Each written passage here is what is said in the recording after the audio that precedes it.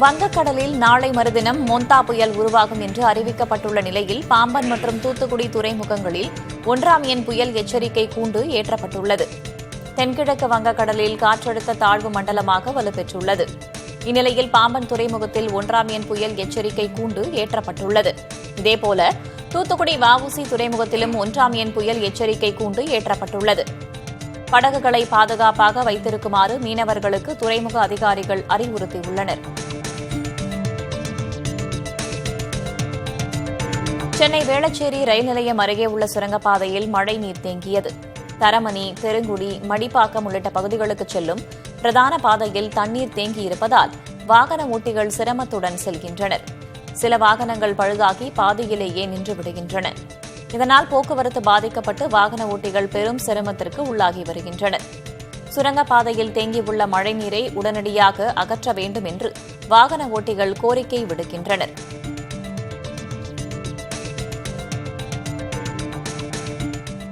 நாமக்கல்லில் செறிவூட்டப்பட்ட அரிசி தொடர்பாக மத்திய குழுவினர் தனியார் ஆலையில் ஆய்வு செய்தனர். புதுச்சத்திரம் பகுதியில் உள்ள தனியார் ஆலையில் இம்மாதம் பொது விநியோக திட்டத்திற்கு எவ்வளவு அரிசி அனுப்பி வைக்கப்பட்டது என்பது குறித்தும் செறிவூட்டப்பட்ட அரிசி எவ்வளவு உள்ளது என்பது குறித்தும் ஆய்வு செய்தனர். முன்னதாக மத்திய குழுவினர் தஞ்சாவூரில் நெல்லின் ஈரப்பதம் குறித்து ஆய்வு செய்த நிலையில் அதை ஒத்திவைத்துவிட்டு நாமக்கல்லில் ஆய்வு செய்தனர். ஒரு கிராமத்தில் 3க்கும் மேற்பட்டவர்களுக்கு காய்ச்சல் பாதிப்பு இருந்தாலே மருத்துவ முகாம் அமைக்கப்படும் என்று மருத்துவத்துறை அமைச்சர் மா சுப்பிரமணியன் தெரிவித்துள்ளார். சென்னை மதுரவாயலில் உள்ள தனியார் பள்ளியில் நலம் காக்கும் ஸ்டாலின் மருத்துவ முகாம் நடைபெற்றது. இந்த முகாமில் மருத்துவத்துறை அமைச்சர் சுப்பிரமணியன், ஸ்ரீபெரும்புதூர் நாடாளுமன்ற உறுப்பினர் பாலு, மதுரவாயல் எம்எல்ஏ காரம்பாக்கம் கணபதி உள்ளிட்டோர் கலந்து கொண்டனர். தொடர்ந்து செய்தியாளர்களிடம் பேசிய அமைச்சர் சுப்பிரமணியன், பருவமழை முன்னெச்சரிக்கை நடவடிக்கைகள் மேற்கொள்ளப்பட்டு வருவதாக தெரிவித்தார். ஏதாவது ஒரு கிராமத்தில் ஒரு 3க்கும் மேற்பட்ட காய்ச்சல் பாதிப்புகள் இருக்குமானால் அங்கே உடனடியாக மருத்துவ முகாம், அந்த மழைக்கால சிறப்பு மருத்துவ முகாம் நடத்துவதும், ஒரே நாளில் 1000 முகாம்கள் என்று தொடங்கி ஒரு ஆண்டில் மட்டுமே 26,000 முகாம்கள் வரை நடத்தப்பட்டிருக்கிறது. ஒரு 17 சென்டிமீட்டர் அளவுக்கு மழை மட்டுமே பொழிந்திருக்கிறது. இன்னும் ஒரு மாதத்திற்கும் மேலாக இருக்கிற காரணத்தினால் மழை பாதிப்புகள் கூடுதலாக தொடங்கியவுடனே ஒட்டுமொத்தமாக தமிழ்நாடு முழுவதிலும் எவ்வளவு மருத்துவ முகாம்கள் நடத்தப்படும் என்கின்ற தகவல் பத்திரிகையாளர்களுக்கு தெரிவிக்கப்படும். வெள்ள நீரை வெளியேற்றும் வகையில் கால்வாய் உள்கட்டமைப்புகள் சரி செய்யப்பட்டு வருவதாக சென்னை மாநகராட்சி மேயர் பிரியா தெரிவித்துள்ளார். சென்னை துறைமுகம் சட்டமன்ற தொகுதிக்குட்பட்ட பகுதிகளில் வடகிழக்கு பருவமழைக்கு மேற்கொள்ளப்பட வேண்டிய முன்னெச்சரிக்கை நடவடிக்கைகளை அமைச்சர் சேகர் பாபு, மாநகராட்சி மேயர் பிரியா ஆகியோர் ஆய்வு மேற்கொண்டனர். தொடர்ந்து செய்தியாளர்களிடம் பேசிய மேயர் பிரியா, கால்வாய் பகுதிகளை சீரமைக்கும் பணிகள் நடந்து வருவதாக தெரிவித்தார். கனமழை இருக்கும் அப்படின்றது வானிலை ஆய்வு மையம் தெரிவித்திருக்கிறார்கள். அதனால் முன்னேற்பாடு மாநகராட்சி சார்பாக இந்த டீசில்டிங் பணிகள் முற்றிலுமாக கெனால் பகுதிகள் நடைபெற்று வருகிறது. மழை அதிகமாக பெய்யக்கூடிய டைமில் சாலை இந்த டேமேஜ் ஏற்படக்கூடிய சூழல் ஏற்படும். ஒவ்வொரு வார்டு வாரியாக இதுக்காக நிதி ஒதுக்கீடு செய்து எத்தனை இடத்துல பாட்ஹோல்ஸ் இருந்தாலும் உடனே அதில் ரெக்டிஃபை பண்ணி பேட்ச் ஒர்க் பண்ணுமாறு நம்ம மாநகராட்சி சார்பாக அறிவுறுத்திருக்கிறோம். அந்த பணிகள் முற்றிலுமாக மழை காலங்களில் நடைபெறும். மழை முடிந்த பிறகு ஒவ்வொரு சாலை அமைக்கும் பணிகள் ஜனவரி மாதம் முதல் துவங்கப்படும். பாமக செயல் தலைவராக ஸ்ரீகாந்தி என்கிற காந்திமதியை நியமனம் செய்து கட்சியின் நிறுவனர் ராமதாஸ் அறிவித்துள்ளார். தருமபுரியில் நடைபெற்ற பாமக கூட்டத்தில் பேசிய ராமதாஸ், கட்சியின் செயல் தலைவராக ஸ்ரீகாந்தியை நியமிப்பதாக தெரிவித்தார். அவர் கட்சிக்கும் தனக்கும் பாதுகாப்பாக இருப்பார் என்றும் ராமதாஸ் கூறினார்.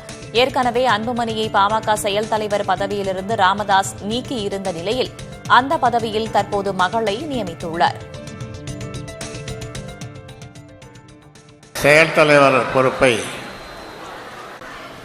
என்னுடைய பெரிய மகள் ஸ்ரீகாந்தி அவர்களுக்கு அளித்து கட்சியையும் வளர்த்தார், எனக்கும் பாதுகாப்பாக இருப்பார்.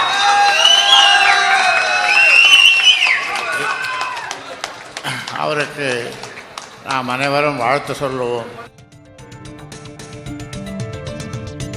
பாமக நிறுவனர் ராமதாஸின் கட்டளைப்படி செயல்படுவேன் என்று அவரது மூத்த மகளும் பாமகவின் செயல் தலைவராக நியமிக்கப்பட்டிருப்பவருமான காந்திமதி தெரிவித்துள்ளார். தருமபுரியில் நடைபெற்ற கூட்டத்தில் காந்திமதியை பாமக செயல் தலைவராக ராமதாஸ் அறிவித்தார்.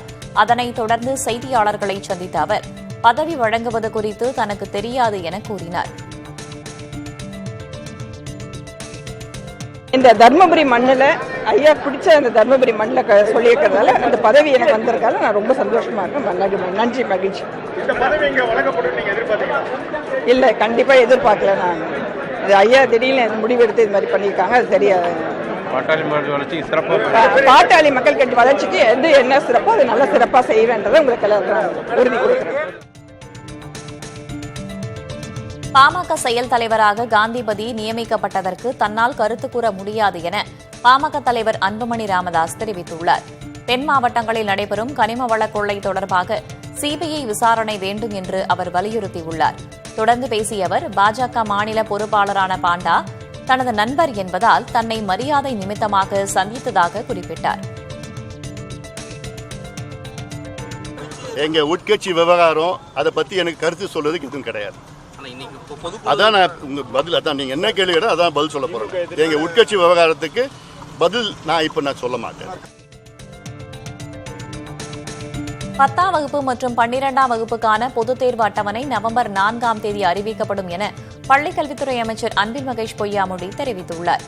சென்னை தரமணியில் உள்ள ஐஐடி மெட்ராஸ் ரிசர்ச் பார்க் வளாகத்தில் செய்தியாளர்களிடம் பேசியபோது இவ்வாறு தெரிவித்தார்.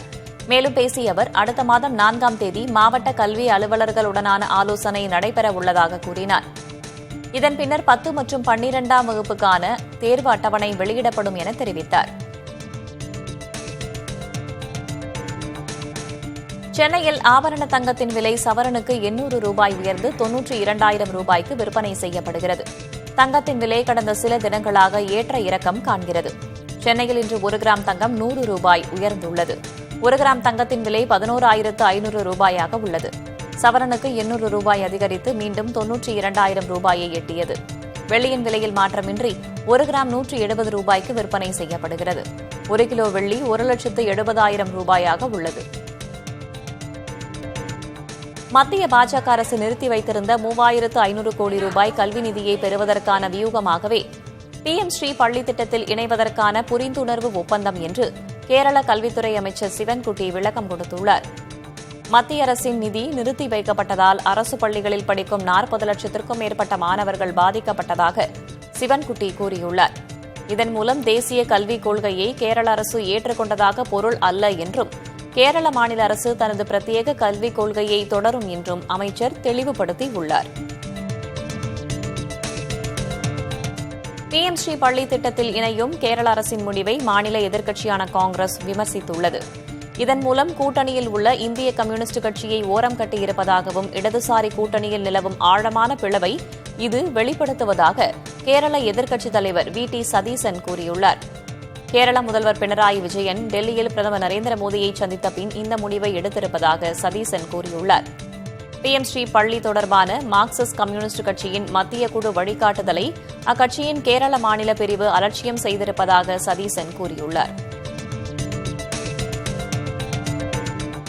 கூட்டணி கட்சிகளிடம் கலந்தாலோசிக்காமல் அவசரமாக பிஎம் ஸ்ரீ திட்டத்தில் கேரள அரசு இணைந்திருப்பது கூட்டணி அறத்தை மீறிய செயல் என்று இந்திய கம்யூனிஸ்ட் கட்சியின் கேரள மாநில செயலர் வினாய் விஸ்வம் கூறியுள்ளார். மார்க்சிஸ்ட் கம்யூனிஸ்ட் தலைமையிலான இடது ஜனநாயக முன்னணி அரசு கேரளாவை ஆட்சி செய்து வருகிறது. பிஎம் ஸ்ரீ பள்ளி திட்டத்தில் இணைவது தேசிய கல்விக் கொள்கையை கேரளாவில் அமல்படுத்த வழிவகுக்கும் என்று ஆளும் கூட்டணியில் அங்கம் வகிக்கும் இந்திய கம்யூனிஸ்ட் உள்ளிட்ட கட்சிகள் எதிர்ப்பு தெரிவிக்கின்றன. மத்திய அரசின் பிஎம் ஸ்ரீ பள்ளி திட்டத்தில் கேரள இடது ஜனநாயக முன்னணி அரசு முடிவெடுத்துள்ள நிலையில் தமிழக அரசும் இந்த திட்டத்தில் இணைய வேண்டும் என்று மாநில பாஜக தலைவர் நயினார் நாகேந்திரன் வலியுறுத்தியுள்ளார். பிஎம் ஸ்ரீ பள்ளி திட்டத்தின் மூலம் ஸ்மார்ட் வகுப்புகள், டிஜிட்டல் நூலகம், டிஜிட்டல் ஆய்வகம், விளையாட்டு உபகரணங்களுடன் கூடிய மைதானம், இன்னோவேஷன் கவுன்சில் போன்ற வசதிகளுடன் கூடிய முன்மாதிரி பள்ளிகளாக அரசு பள்ளிகள் தரம் உயர்த்தப்படும் என்று தனது எக்ஸ் தள பதிவில் நயினார் நாகேந்திரன் கூறியுள்ளார்.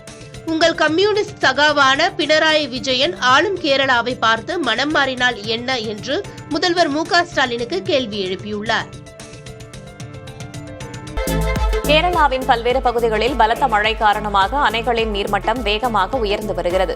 வாளையாறு, மலம்புழா, மூலதாரா, சுழியார் ஆகிய அணைகள் நிரம்பிவிட்டதாக அதிகாரிகள் கூறியுள்ளனர். இதனால் உபரி நீர் திறந்துவிடப்பட்டுள்ளது. கரையோர பகுதி மக்கள் எச்சரிக்கையாக இருக்க அறிவுறுத்தப்பட்டுள்ளது. திருவனந்தபுரம் அருகே மண் சரிவு ஏற்பட்டதில் சில வீடுகள் சேதமடைந்தன.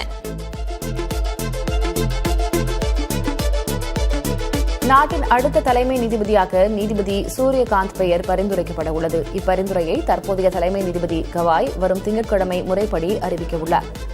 நீதிபதி கவாய் வரும் 23ஆம் தேதியுடன் ஓய்வு பெற இருக்கும் நிலையில் அவருக்கு அடுத்து பணி மூப்பு பெற்றுள்ள நீதிபதி சூரியகாந்த் தலைமை நீதிபதியாக உள்ளார். ஹரியானா மாநிலத்தைச் சேர்ந்த நீதிபதி சூரியகாந்த் நவம்பர் 24ஆம் தேதி நாட்டின் 53வது தலைமை நீதிபதியாக பதவியேற்க உள்ளார்.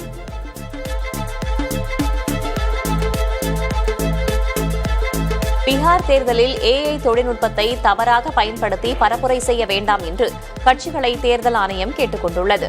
தலைவர்கள் சர்ச்சைக்குரிய விதமாக பேசுவது போன்ற போலியான வீடியோக்கள் பீகாரில் பெரும் பேசுபொருளாகியுள்ளன. போலியாக தயாரிக்கப்பட்ட ஏஐ வீடியோக்கள் சமூக தளங்களை ஆக்கிரமித்துள்ளன.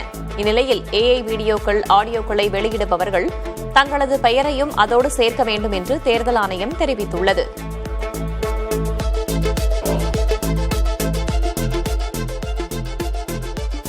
டெல்லி தொலைவில் உள்ளது என மகாராஷ்டிர முதல்வர் தேவேந்திர பட்னாவிஸ் கூறியுள்ளார். இதன் மூலம் முதல்வர் பதவியில் நீடிக்கத்தான் விருப்பம் என்றும் பாஜக தேசிய தலைவர் பதவியை அடைய விருப்பமில்லை என்றும் மறைமுகமாக உணர்த்தியிருப்பதாக அரசியல் நிபுணர்கள் தெரிவித்துள்ளனர். பாஜக தேசிய தலைவராக உள்ள நட்டாவிற்கு பதிலாக புதிய தலைவரை தேர்வு செய்ய அக்கட்சி தீவிரம் காட்டி வருகிறது. இதில் பட்னாவிஸின் பெயரும் உள்ளதாக கருதப்படும் நிலையில் டெல்லி தொலைவில் உள்ளது என சூசகமாக தனது கருத்தை தெரிவித்துள்ளார். ஓலா, உபர் போன்ற நிறுவனங்களுக்கு போட்டியாக மத்திய அரசின் ஆதரவுடன் பாரத் டாக்ஸி என்ற புதிய சேவை அறிமுகம் செய்யப்பட உள்ளது. இதன் முதற்கட்ட சோதனை ஓட்டம் டெல்லியில் அடுத்த மாதம் ஓட்டமாக தொடங்கப்பட உள்ளது. ஓட்டுநர்களை மையமாக கொண்ட கூட்டுறவு மாதிரியில் இந்த சேவை செயல்படும். அதிக கமிஷன் தொகையை குறைத்து ஓட்டுநர்களின் வருமானத்தை அதிகரிப்பதே இதன் முக்கிய நோக்கம் என்று தெரிவிக்கப்பட்டுள்ளது. முதற்கட்ட சோதனைக்கு பிறகு இத்திட்டம் நாடு முழுவதும் விரிவுபடுத்தப்படும். தேசிய கூட்டுறவு வளர்ச்சிக் கழகம் இதற்கு நிதி உதவி வழங்குகிறது. முகேஷ் அம்பானியின் ரிலையன்ஸ் இண்டஸ்ட்ரீஸ் குழுமம் அதன் புதிய செயற்கை நுண்ணறிவு நிறுவனத்தில் மெட்டாவின் துணை நிறுவனமான ஃபேஸ்புக் ஓவர்சீஸை இணைத்துள்ளது. இந்த ஏஐ நிறுவனத்தில் ரிலையன்ஸ் 70 விழுக்காடு பங்குகளையும் ஃபேஸ்புக் 30 விழுக்காடு பங்குகளையும் வைத்திருக்கும் என கூறப்பட்டுள்ளது. இருவரும் இணைந்து முதற்கட்டமாக 855 கோடி ரூபாய் முதலீடு செய்ய ஒப்புக்கொண்டுள்ளனர். இந்தியாவில் ஏஐ துறையில் வலுவான சந்தையை கைப்பற்றும் முயற்சியாக புதிய நிறுவனத்தை தொடங்குகிறது. சென்னை எழும்பூர் ராஜரத்னம் ஸ்டேடியம் அருகே சென்னை மாநகராட்சி தூய்மை பணியாளர்கள் 200க்கும் மேற்பட்டோர் போராட்டத்தில் ஈடுபட்டனர். அப்போது தூய்மை பணிகளை தனியார் மயமாக்கிய மாநகராட்சியை கண்டித்தும் பணி நிரந்தரம் செய்ய வலியுறுத்தியும் முழக்கமிட்டனர். அரசின் திடீர் நடவடிக்கையால் 86 நாட்களாக தூய்மை பணியாளர்கள் வேலையின்றி தவித்து வருவதாக அவர்கள் குற்றம் சாட்டினர். அமெரிக்காவின் வரி விதிப்புக்கு மத்தியிலும் நடப்பு நிதியாண்டில் இந்தியாவின் பொருளாதாரம் 6.6 விழுக்காடு வளர்ச்சி காணும் என்றும் தொடர்ந்து வேகமாக வளரும் பொருளாதாரமாக இந்தியா இருப்பதாகவும் சர்வதேச செலாவணி நிதியம் தெரிவித்துள்ளது.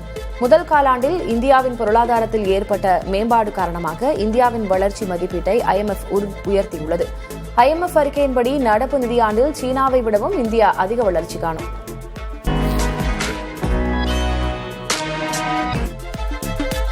திருவள்ளூர் மற்றும் ராணிப்பேட்டை மாவட்ட நீர்பிடிப்பு பகுதிகளில் பெய்த கனமழையால் கொசஸ்தலை ஆற்றில் வெள்ளப்பெருக்கு ஏற்பட்டுள்ளது. திருவாலங்காடு அடுத்த குப்பம், கண்டிகை, எல்விபுரம் ஆகிய பகுதிகளில் ஆற்றில் அமைக்கப்பட்ட 2 தரைப்பாலங்கள் வெள்ளத்தில் மூழ்கின. இதனால் சுமார் 10க்கும் மேற்பட்ட கிராமங்களுக்கு போக்குவரத்து துண்டிக்கப்பட்டு கிராம மக்கள் அவதிக்குள்ளாயினர். வெள்ளம் செல்லும் தரைப்பாலங்களை உயர்மட்ட மேம்பாலமாக உடனடியாக கட்டித்தர வேண்டும் என்று கிராம மக்கள் கோரிக்கை விடுத்தனர்.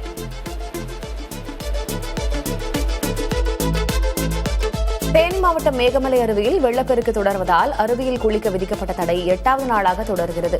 வெள்ளப்பெருக்கால் அருவி பகுதியில் கடும் சேதம் ஏற்பட்டுள்ளதால் சேதமடைந்த பகுதிகள் சீரமைக்கப்படும் வரை தடை நீடிக்கும் என வனத்துறை அறிவித்துள்ளது. இதேபோல கன்னியாகுமரி மாவட்டம் திருப்பரப்பு அருவியில் வெள்ளம் ஆர்ப்பரித்து கொட்டுவதால் அருவியில் குளிக்க 2வது நாளாக தடை விதிக்கப்பட்டுள்ளது. பேச்சிப்பாறை அணையிலிருந்து உபரி நீர் வெளியேற்றப்படுவதால் அருவிக்கு நீர்வரத்து மேலும் அதிகரிக்கும் என தெரிகிறது.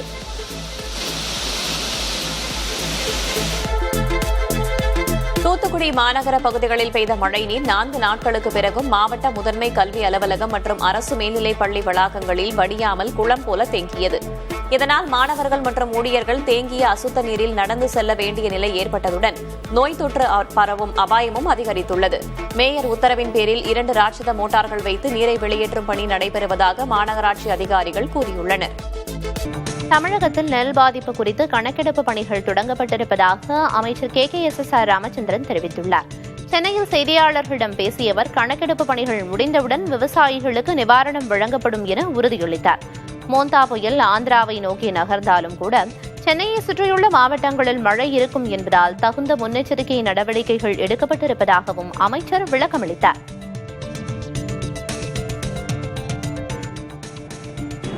மோந்தா புயல் முதல்ல நம்முடைய சென்னையை நோக்கி வருவதாக நமக்கு தகவல் இருக்கிறது. இப்பொழுது அது ஆந்திராவை நோக்கி நகர்ந்து கொண்டிருக்கிறது. ஆந்திராவை நோக்கி நகர்கிற நேரத்தில் அதனுடைய ஒரு பகுதியாக நம்முடைய சென்னையை சுற்றி இருக்கிற மாவட்டங்களில் மழை பெய்யக்கூடிய வாய்ப்பு இருக்கிறது. அந்த தகவல்கள் கிடைத்தவுடனேயே சம்பந்தப்பட்ட மாவட்ட ஆட்சித்தலைவருக்கு நம்முடைய முதலமைச்சர் அவர்கள் அறிவுரை வழங்கியிருக்கிறார்கள். 24/10/2025 அன்று கடலுக்கு மீன்பிடிக்க சென்றுள்ள படகுகள் கரைக்கு திரும்ப அறிவுறுத்தப்பட்டிருக்கிறது. வடகிழக்கு பருவமழை காரணமாக அக்டோபர் மாதத்தில் இதுவரை 31 பேர் உயிரிழந்திருப்பதாக அமைச்சர் KKSSR ராமச்சந்திரன் தெரிவித்துள்ளார். சென்னையில் செய்தியாளர்களிடம் பேசிய அவர், அக்டோபர் மாதத்தில் வழக்கத்தை விட அதிக மழை பெய்துள்ளதாக தெரிவித்தார். மழையால் 31 பேர் உயிரிழந்திருப்பதாகவும் 485 கால்நடைகள் உயிரிழந்திருப்பதாகவும் அமைச்சர் கூறினார். 1ஆம் தேதியிலிருந்து 25ஆம் தேதி வரைக்கும் மனித உயிரிழப்பு 31, காயமடைந்தவர்கள் 47 பேர், கால்நடைகள் இறப்பு 485, கோழிகள் 20,425, குடிசை வீடுகள் 1,780. இதுக்கெல்லாம் உடனடியாக நிவாரணம் பாதிக்கு மேலே வழங்கியிருக்கோம். மீதியும் உடனடியாக மாவட்ட ஆட்சித்தலைவர்கள் வழங்க வேண்டும் என்று முதலமைச்சர் அவர்கள் உத்தரவிட்டிருக்கிறார்கள். உரிய நேரத்தில் நெல் கொள்முதல் செய்யாமல் தாமதப்படுத்தியது தமிழக அரசுதான் என பாஜக மாநில தலைவர் நயினார் நாகேந்திரன் குற்றம் சாட்டியுள்ளார். தஞ்சாவூர் நேரடி நெல் கொள்முதல் நிலையத்தில் ஆய்வு மேற்கொண்ட பின்னர் செய்தியாளர்களிடம் பேசிய போது இவ்வாறு கூறினார். கொள்முதல் தாமதத்திற்கு செறிவூட்டப்பட்ட அரிசிதான் காரணம் என மத்திய அரசு மீது தமிழக உணவுத்துறை அமைச்சர் பொய்யான குற்றச்சாட்டை சுமத்தியுள்ளார் என்று தெரிவித்துள்ளார். அதாவது செப்டம்பர் மாசமே கொள்முதல் பண்ணியிருக்கணும். ஆனா மழை இப்பதான் வந்திருக்கு. மழை இப்போ ஒரு வார காலத்தில் மழை வந்து இந்த ஒரு வார காலத்தில் மழை வந்திருக்கு. இந்த மழைக்கு முன்னாடி செப்டம்பர் மாசமே இந்த நிலங்கள்லாம் கொள்முதல் பண்ணியிருக்கணும். ஏன் கொள்முதல் பண்ணலன்னா, இங்க அவங்களுடைய கொள்முதல் நிலங்கள் எதுவுமே இல்லை. எல்லாம் தனியார் நிலங்கள் இருக்காங்க. வாடகைக்கு அவங்க தான் விவசாயிகள் தான் கொடுக்குறாங்க. ஆனா மத்திய அரசு ஏற்கனவே நிறைய கொள்முதல் நிலையங்களை மத்திய அரசே முன் அவங்களுக்கு கட்டி கொடுத்திருக்காங்க தமிழ்நாடு அரசு. 10ஆம் வகுப்பு மற்றும் 12ஆம் வகுப்புக்கான பொதுத் தேர்வு அட்டவணை நவம்பர் 4ஆம் தேதி அறிவிக்கப்படும் என பள்ளிக்கல்வித்துறை அமைச்சர் அன்பில் மகேஷ் பொய்யாமொழி தெரிவித்துள்ளார். சென்னை தரமணியில் உள்ள IIT மெட்ராஸ் ரிசர்ச் பார்க் வளாகத்தில் செய்தியாளர்களிடம் பேசிய போது இதனை அவர் தெரிவித்தார். மேலும் பேசிய அவர், அடுத்த மாதம் 4ஆம் தேதி மாவட்ட கல்வி அலுவலர்களுடனான ஆலோசனை நடைபெற இருப்பதாக கூறினார். இதன் பின்னர் 10 மற்றும் 12ஆம் வகுப்புக்கான பொதுத் தேர்வு அட்டவணை வெளியிடப்படும் என தெரிவித்தார். ஆஸ்திரேலிய அணியுடனான கிரிக்கெட் தொடரில் இந்திய அணி ஆறுதல் வெற்றி பெற்றது. சிட்னியில் நடைபெற்ற 3வது போட்டியில் 9 விக்கெட்டுகள் வித்தியாசத்தில் இந்திய அணி சிறப்பான வெற்றியை ஈட்டியது. முதலில் பேட்டிங் செய்த ஆஸ்திரேலிய அணி 236 ரன்களுக்கு அனைத்து விக்கெட்டுகளையும் இழந்தது. அதிகபட்சமாக மேட்ரன் ஷா 56 ரன்கள் எடுத்தார். ஹர்ஷித் ராணா 4 விக்கெட்டுகளை சாய்த்தார். 237 ரன்கள் என்ற வெற்றி இலக்கோடு விளையாடிய இந்திய அணியில் கேப்டன் சுப்மன் கில் 24 ரன்களில் வெளியேறினார். அனுபவ நாயகர்களான ரோஹித் சர்மாவும் விராட் கோலியும் ஆஸ்திரேலிய அணியின் பந்துவீச்சை நாலாபுரமும் விளாசி ரன்கள் சேர்த்தனர்.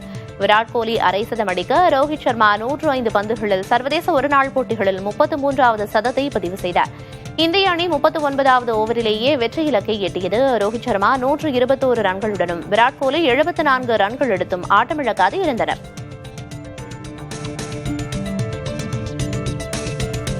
பாகிஸ்தான் டெஸ்ட் கிரிக்கெட் அணித் தலைவர் ஷான் மசூதை சர்வதேச கிரிக்கெட் மற்றும் வீரர்கள் விவகாரங்களுக்கான ஆலோசகராக நியமித்துள்ளது. பதவியில் இருக்கும் ஒரு டெஸ்ட் அணித் தலைவர் இவ்வாறான கூடுதல் பொறுப்பை ஏற்கச் செய்வது சர்வதேச கிரிக்கெட்டில் இதுவே முதல் முறையாகும். சர்வதேச கிரிக்கெட் இயக்குநர் பதவிக்கு விண்ணப்பங்கள் வரவேற்கப்படும் நிலையில் ஷான் மசூதே அப்பொறுப்புக்கு வர வாய்ப்பிருப்பதாக கூறப்படுகிறது. நாட்டிலேயே தொழில் வளத்தில் தமிழகம் முதலிடத்தில் உள்ளதாக நிதியமைச்சர் தங்கம் தென்னரசு பெருமிதம் தெரிவித்துள்ளார். விருதுநகர் மாவட்டம் சிவகாசியில் 148 மகளிர் சுய உதவி குழுக்களுக்கு சுமார் 10 கோடி ரூபாய் கடன் உதவிக்கான காசோலையை நிதியமைச்சர் தங்கம் தென்னரசு வழங்கினார். இந்நிகழ்ச்சியின் போது பேசிய அவர், பொருளாதாரத்தில் நாட்டிலேயே 3வது இடத்தில் தமிழ்நாடு இருப்பதாகவும் 11.2 விழுக்காடு இரட்டை இலக்க பொருளாதார வளர்ச்சியடைந்த மாநிலம் என்றும் பெருமிதம் தெரிவித்தார்.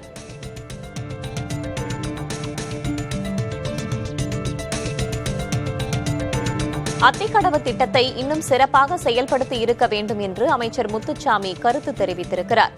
கீழ்பவானி பாசன தந்தை தியாகி M.A. ஈஸ்வரனின் 131வது பிறந்தநாள் விழாவை முன்னிட்டு பவானிசாகர் அணை பூங்காவின் முன்பு உள்ள அவரது திருவுருவச் சிலைக்கு மாலை அணிவித்து மரியாதை செலுத்திய பின்னர் செய்தியாளர்களிடம் பேசியபோது இவ்வாறு தெரிவித்தார். மேலும் பேசிய அவர், அத்திக்கடவு அவிநாசி திட்டத்தின் கீழ் 1045 குளங்களில் நீர் நிரப்பப்படுவதாக கூறினார். பெரும் அளவிலான குளங்களுக்கு தண்ணீர் சென்று சேர்ந்திருக்கிறது என்றும் முத்துச்சாமி குறிப்பிட்டார். தென்காசி மாவட்டம் கடையநல்லூரில் அறுவடைக்கு தயாராக இருந்த 1000 ஏக்கர் நெற்கதிர்கள் மழை நீரில் மூழ்கியதால் விவசாயிகள் வேதனை அடைந்துள்ளனர். கடையநல்லூர் பகுதியில் மேற்கு தொடர்ச்சி மலையை ஒட்டிய சாலப்பேரி குளம், துத்திக்காடு குளம், திருப்பனாங்குளம் உள்ளிட்ட பகுதிகளில் சுமார் 2000 ஏக்கரில் நெல் பயிரிடப்பட்டு அறுவடைக்கு தயாராக இருந்தது. இந்நிலையில் கனமழையால் 1000 ஏக்கருக்கும் அதிகமான நெற்பயிர் மழை நீரில் மூழ்கி சேதமடைந்து அறுவடை செய்ய இயலாத நிலை ஏற்பட்டிருப்பதாக விவசாயிகள் கூறியுள்ளனர்.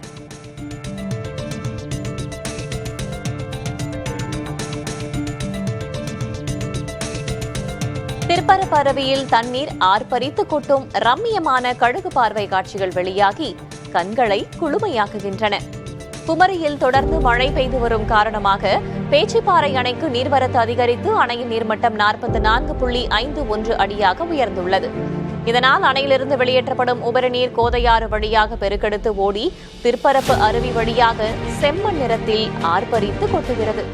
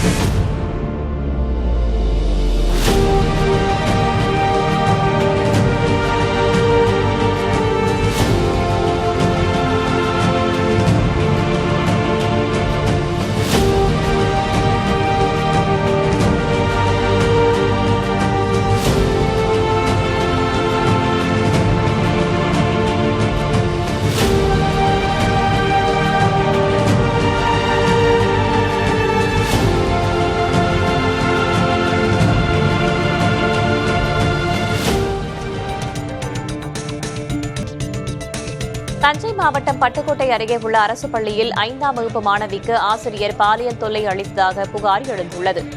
ஆசிரியர் பாஸ்கர் மீது சிறுமியின் பெற்றோர் காவல் நிலையத்தில் புகார் அளித்தனர். இதையடுத்து மாணவ மாணவிகளின் பெற்றோர்கள் மற்றும் பொதுமக்கள் பள்ளியை முற்றுகையிட்டனர். தகவல் அறிந்து அங்கு வந்த காவலர்களுடன் பெற்றோர் வாக்குவாதத்தில் ஈடுபட்டனர். தஞ்சை மாவட்டம் திருவையாறை அடுத்த திருப்பந்துருத்தியில் குத்தகைக்கு எடுத்து சாகுபடி செய்த 3.5 ஏக்கர் குறுவை பயிர் தொடர் கனமழையால் நீரில் மூழ்கி அழுகியதோடு முளைக்கவும் தொடங்கியுள்ளது. விஜய் என்ற பெண் விவசாயி சுமார் 1,80,000 ரூபாய் செலவு செய்து பயிரிட்டிருந்த நெற்பயிர்கள் முற்றிலும் சேதமடைந்ததால் மனமுடைந்த விஜய் கண்ணீர் விட்டு கதறி அழுதார். டிராக்டர் மூலம் விளை நிலத்தையும் அவர் அழித்தார்.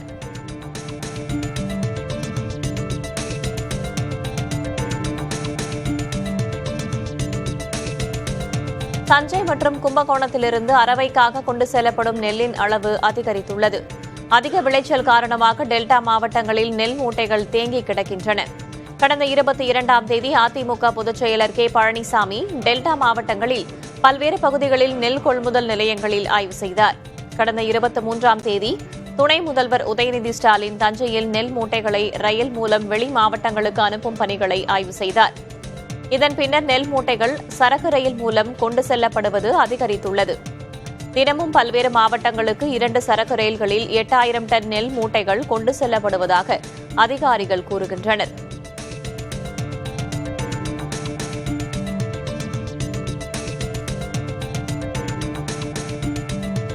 தஞ்சாவூர், திருவாரூர் மாவட்டங்களில் இருந்து 6000 டன் நெல் அரவைக்காக திருநெல்வேலி வந்தது. தஞ்சாவூர், திருவாரூர் பகுதியில் தொடர் மழையால் அங்குள்ள அரிசி ஆலைகளில் நெல் அரவை செய்ய முடியாத நிலை ஏற்பட்டிருக்கிறது. இதனால் அரசு கொள்முதல் செய்த நெல் மூட்டைகள் வேறு மாவட்டங்களுக்கு அனுப்பப்படுகின்றன.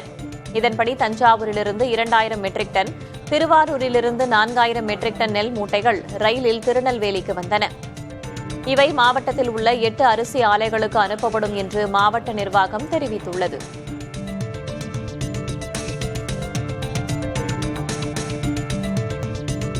கரூர் மாவட்டம் மாயனூர் கதவணைக்கு நீர்வரத்து வினாடிக்கு 70,000 கன அடியாக அதிகரித்துள்ளது. காவிரி நீர்பிடிப்பு பகுதிகளில் பெய்து வரும் தொடர் மழையால் மேட்டூர் மற்றும் பவானி ஆறுகளின் நீர்வரத்து அதிகரித்துள்ளது.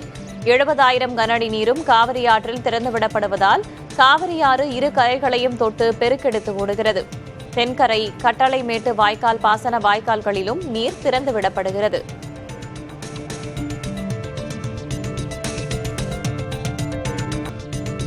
கள்ளக்குறிச்சி மாவட்டம் கல்வராயன் மலை அருகே பெரியார் அருவியில் வெள்ளப்பெருக்கு ஏற்பட்டிருப்பதை அடுத்து 5வது நாளாக சுற்றுலா பயணிகள் குளிக்க வனத்துறை தடை விதித்திருக்கிறது. கல்வராயன் மலைப்பகுதியில் பெய்த மழையால் பெரியார் அருவியில் வெள்ளப்பெருக்கு ஏற்பட்டு தண்ணீர் ஆர்ப்பரித்து கொட்டுகிறது.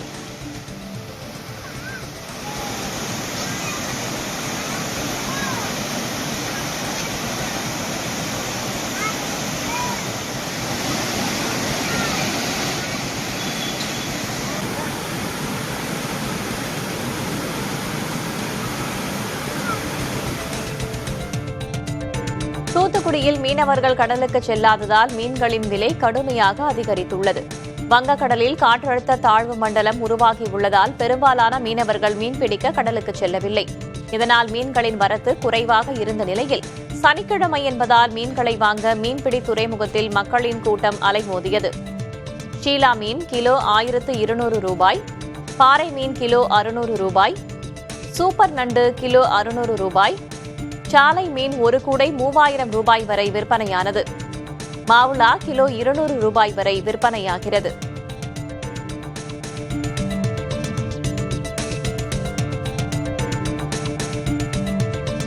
அரிய வகை குரங்குகளை கடத்திய தாய்லாந்து நாட்டைச் சேர்ந்த நபர் கைது செய்யப்பட்டார். பெங்களூரு கெம்பேகவுடா சர்வதேச விமான நிலையத்தில் சுங்கத்துறை அதிகாரிகளின் சோதனையின் போது அவர் குரங்குடன் பிடிபட்டார். பாங்காக்கிலிருந்து அரிய வகை குரங்குகளை அவர் கடத்தி வந்தது தெரியவந்தது. அழிந்து வரக்கூடிய குரங்கு இனங்களான சில்வரி கிப்பன், பிளாக் ஷங்கல் டக் இனத்தைச் சேர்ந்த 3 குரங்குகளை அவர் கடத்தி வந்தது கண்டறியப்பட்டது. குரங்குகளை பறிமுதல் செய்த அதிகாரிகள் வனவிலங்கு பாதுகாப்பு சட்டத்தின் கீழ் அவரை கைது செய்தனர்.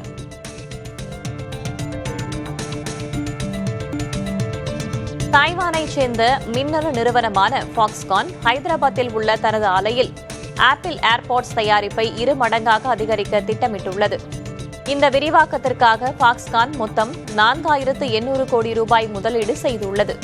அடுத்த 8 மாதங்களில் தயாரிப்பை 2 லட்சமாக உயர்த்துவதோடு ஊழியர்களின் எண்ணிக்கையை 5000ஆக அதிகரிக்கவும் திட்டமிட்டுள்ளது.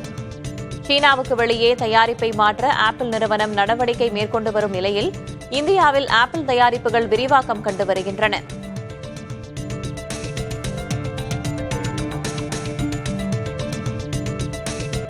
செம்பரம்பாக்கம் ஏரியிலிருந்து உபரி நீர் திறக்கப்பட்டது தமக்கே தெரியாது என்று அமைச்சர் தாமு அன்பரசன் தெரிவித்துள்ளார்.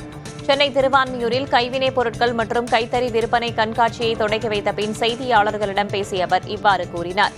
காங்கிரசின் மாநில தலைவர் செல்வபெருந்தகை தன்னை தொலைபேசியில் அழைத்தபோது அவரிடம் இதுகுறித்து தெரிவித்ததாகவும் கூறினார்.